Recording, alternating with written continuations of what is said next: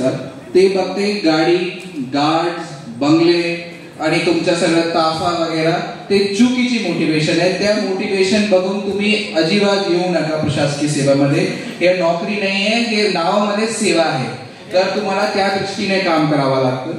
त्याच्यानंतर हे जर पॉझिटिव्हली जरी म्हणालो तर हे अशी सर्व्हिस आहे जिथे तुम्हाला देशाची सेवा, बरेच लोक म्हणतात की देशाची सेवामध्ये काम करण्याची संधी मिळते, पण तुम्हाला देशाची सेवा करण्यासाठी बरेच एरियाजमध्ये संधी मिळू शकते. पण प्रशासकीय सेवा अशी सेवा आहे देशाच्या विकासासाठी, कॉन्ट्रीब्युशन करण्यासाठी एक संधी मिळणार, जे तुम्हाला बाकी व्यवसायामध्ये मिळणार नाही. पॉलिसी मेकिंग असो किंवा अंमलबजावणी असो, तर हे दोन विषय आहे जे व्यवसाय जरी बघितलं तर तुम्हाला प्रशासकीय सेवेमध्ये मिळू शकते. नाहीतर दुसरं ऑप्शन आहे जिथे आमदार साहेब बसले, ते खूप चांगलं ऑप्शन आहे. इलेक्शन निवडणूक लढून आणि तुम्ही सगळे जे लॉ मेकिंगची काम आहे तुम्ही करू शकता.